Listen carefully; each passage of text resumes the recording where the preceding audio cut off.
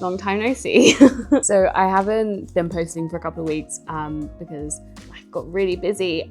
We moved flats finally, so this is our first week in our new flat, and yeah, the handover was like a lot, and packing everything up in the last like 2 weeks was also a lot. So I thought I'd take a step back from like all my social media, and I was planning to like throw myself into work this week.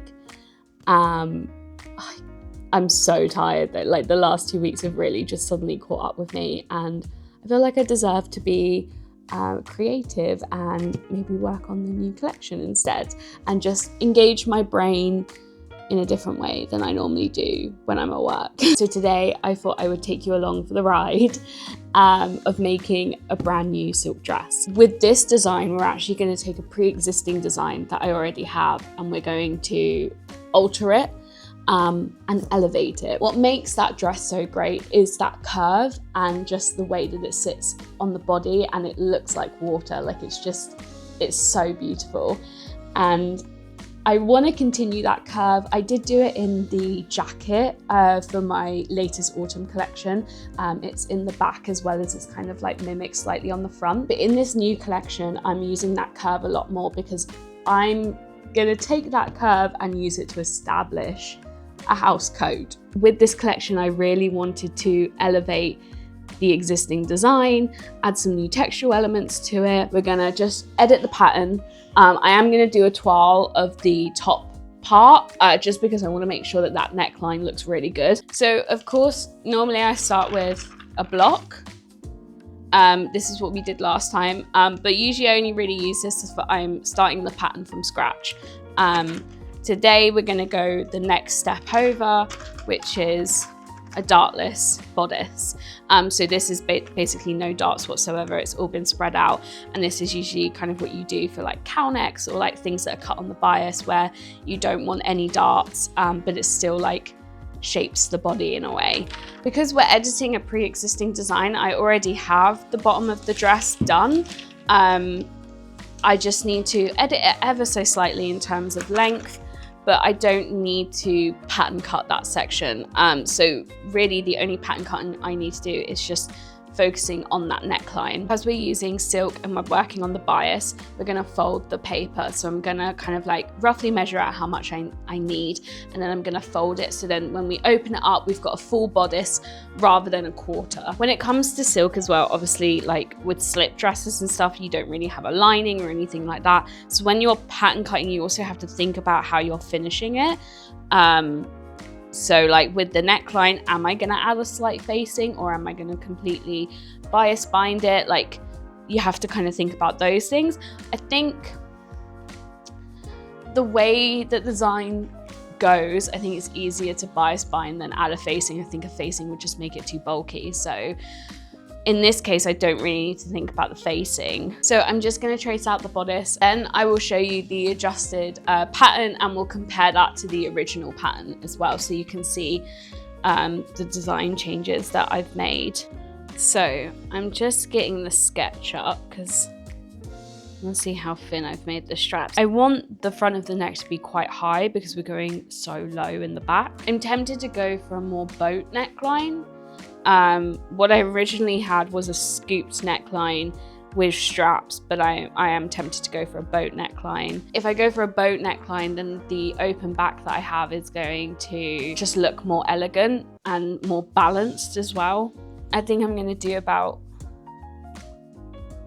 5 centimeter straps, and then we're going to connect that with the original. I'm going to drop the neckline by 1.5, and then I'm going to connect the two. I'm going to adjust the rest of the pattern, add the correct measurements, and then I'll show you what it looks like.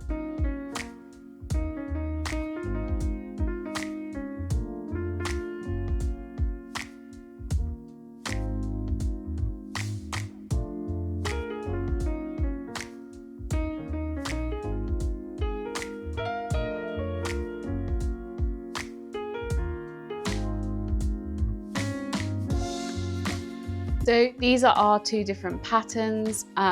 If I kind of line them up where the bust lines and the waist lines are, then you can see the difference. So we've lowered the curve. So the curve used to sit around the hips. We've now lowered that to be below the hips. The neckline's changed. This one's a cowl neck, which is why the armhole is skewed rather than going like its normal curve. And you have that excess at the top, which is the facing. Whereas here we don't need a facing. So then that's the difference between the two. So I do want to do a cowl neck in the back to be open, but we're not going to use the same bodice as the front. So with the original design, the front and the back are the same, so you only need 2 panels. I want the back of the dress to be a lot more open, so we need to drop the cowl neck. So we're going to actually have to start from scratch rather than using the cowl neck we already have, because I'm going to take the dartless bodice again, this time the back version. We're going to trace it out and then we're going to mark where we want the cowl neck to hit. Then we're going to spread it to give that volume. So then when you hold it by the shoulders, it will then drape. So when you pattern cut it, it's like straight across and you're like, how the hell is that going to drape? But when you hold it by the shoulders, it will then come in. I'll show you what I mean later.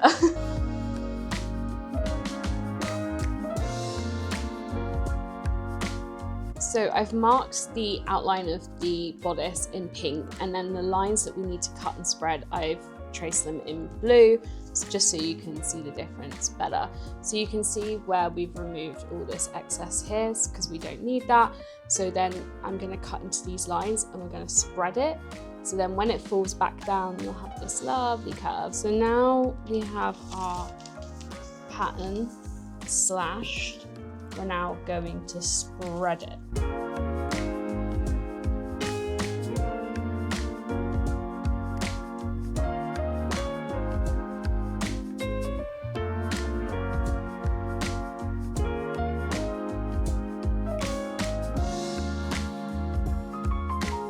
This is the new pattern. You can see if I position myself to where the original center front was, the original center front went up here. It's now shifted to allow this excess, which when you then hold the shoulder, because obviously the shoulder used to be over here, when you then pull the shoulder back to its original position, all of this should fall very nicely.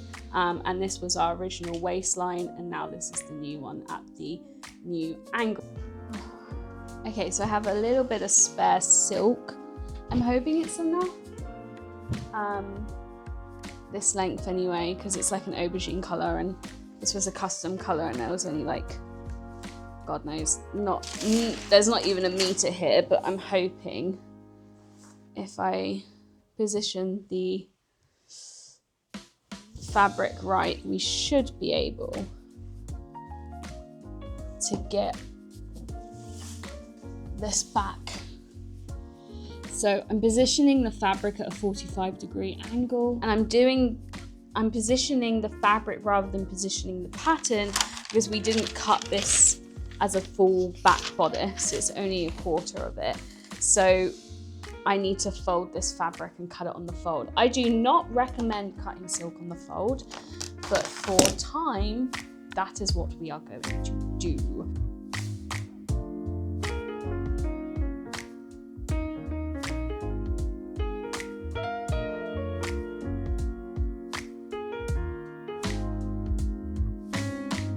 Okay, so we have our back draped. I'm really loving this. I think it's so gorgeous. Like, it's just, oh, so stunning. Like, just so gorgeous. And then you've got it from the side as well. And it's just the right height as well. Like, I didn't want it all the way down here. Yeah, I'm really liking the look of it so far. My one issue though is that I don't think the organza overlay is gonna work, because I think it's gonna make it too bulky. The thing is, I'm now rethinking the whole design based on this back, because I love this back, right? So on the bottom of the dress, we had that chiffon overlay, and I really, really wanna do that. However,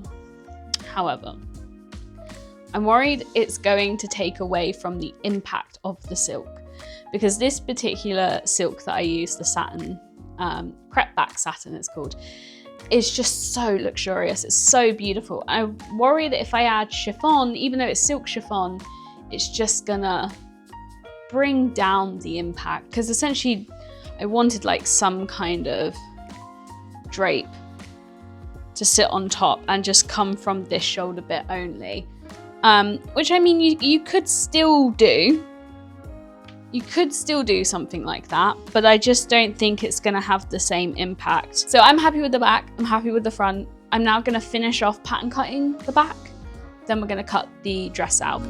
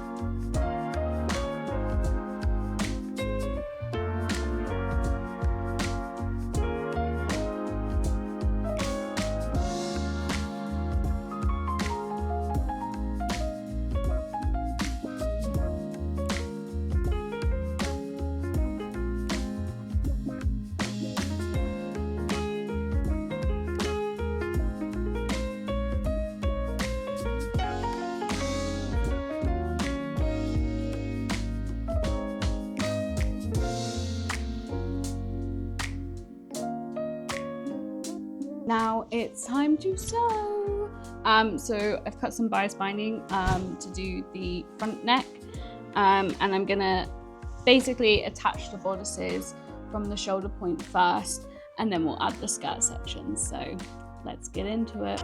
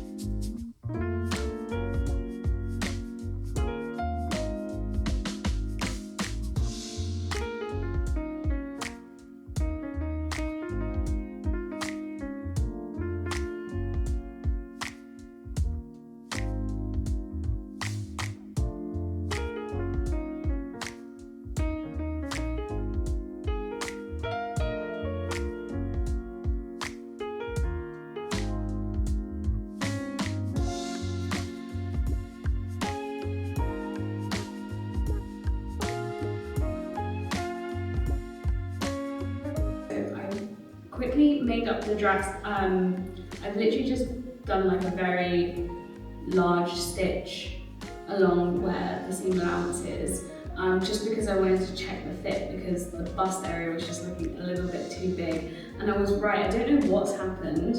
It's like really big, so I need to bring it in a bit by a good couple of centimeters. I've either like lost weight on my bust for some reason, or something just happened with the pattern. The waist is fine, you could probably take a little bit in, but I don't think I'm going to. There's a little bit of excess around the neckline, which I just need to cut. Again, I'm not sure what's happened there, it's like warped slightly. So I just need to bring the pattern down and then just cut this bit off here. So I need to unpick the shoulders. The rest of it is looking really good. We have the open back. I think the back looks really nice.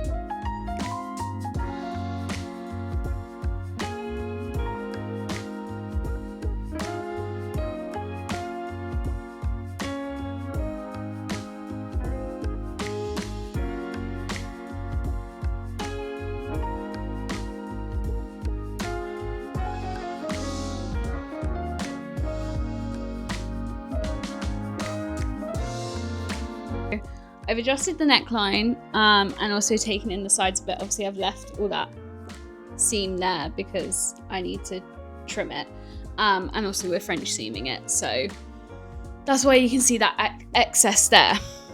Okay, so I'm trying it on with the cape. We're in a little bit of a pickle because, as you can see, I'm wearing the dress backwards right now. But I feel like the cape looks lovely with the neckline like that. But then obviously with the back, it's a bit Because I was thinking maybe you could wear this dress two ways. You can wear it both front and back.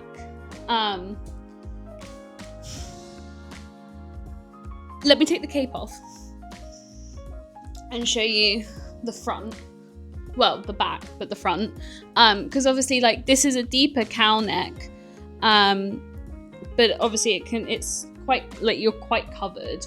And obviously the straps aren't going to fall down like my other one, which has the more adjustable straps. And then I feel like, you know, if I do go for this one, you wouldn't need to add any ties. Like, I just feel like that silhouette is perfect. Like, you could cinch it, but you don't need any cinching. So yeah, that's option one. And then we keep this as the back permanently, which, I mean, like, I don't hate it. I really like it. I really like the effect. It's giving like 1920s in the back, 1930s, 1950s in the front. You know, it's a mixed match of eras. And this is it from the front, which I do really like. It's giving a completely different vibe. You know, it's giving Lady Mary, Lady Edith, you know, going for dinner at the Ritz. And then this is it in the back. Like, I feel like you could wear it either way and go for two completely different vibes, which is maybe what we do. So yeah, I need to have a think about what I want to do. Maybe I'll put a poll up on Instagram or something. I don't know. So it's been a couple of days since I last worked on the dress. It gave me a good chance to kind of sit with the design as it is, and think about what I want to change, what improvements I want to make. I posted it on social media and had mixed reviews. TikTok seemed to absolutely love it, and the fact that it could be worn reversible was like perfect for them.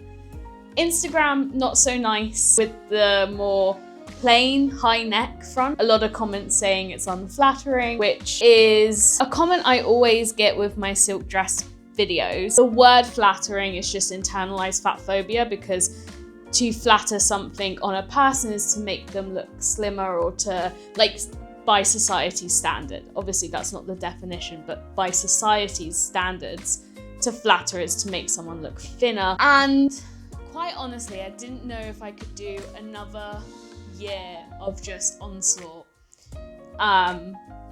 of conversations around my body. So I went back to the drawing board and I went back to my source material, and I don't think I actually spoke about this right at the beginning, but my inspiration for this particular dress is the song St. Jude by Florence and the Machine. When I listen to it, I get this kind of vision of a woman standing on a cliff in a storm, and it's just like she's about, like, the eye of the storm is about to hit her. And in the song, the lyrics are, "And I was on the island and you were there too, but somehow through the storm I couldn't get to you. Oh, St. Jude, somehow she knew, and she came to give her blessing while causing devastation." So that whole, like, give her blessing while causing devastation, that's what I wanted to invoke within this dress. I went back to my source material because I think what I was doing, I was too bogged down on garment references. I was trying to reference, you know, the 1930s, but it wasn't working with my source material or the vision in my head, because I still love what I made. It's just not what I wanted.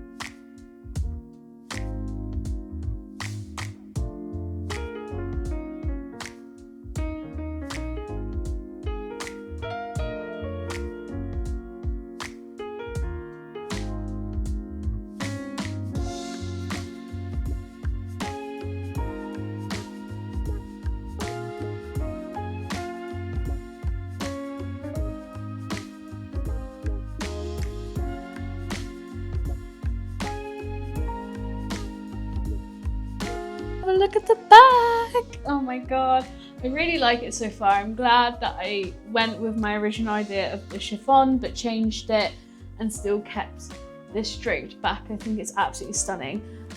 So yeah, it's basically basted like all along the sides and everywhere else. So I need to go in and make it properly right now. But I thought I would show you the design and essentially end the video here without showing you the finished dress, because I want to save that for when I've done the whole collection and go through each piece and show you the proper photos and the finishings and all of that kind of stuff. So you'll have to wait for that. But yeah, so the only thing that I really need to do is, you can see that black line up the top, that's just a bit of ribbon. Firstly, I need to move that down to be in the middle, kind of up here across the shoulder blades.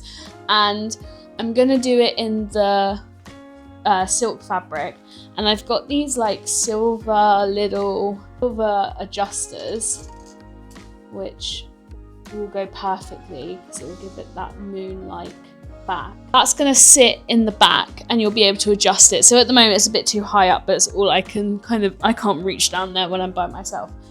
So that's the only thing, mainly because the neckline is not as high as I wanted it to be. Like, it's not as covered, but I don't mind that. I think I'd rather have the adjuster in the back, so then we can have a slightly plunging neckline. Yeah, I just need to make a little sewing adjustment just up here. I stitched it really fast, so it's not sitting the neatest right now. Wanted you to get a general idea for the shape, and I wanted to also double check that the shoulder area, like, I could do it without it being too bulky, because these are like separate panels from the actual back itself, so you could style it kind of any way that you want.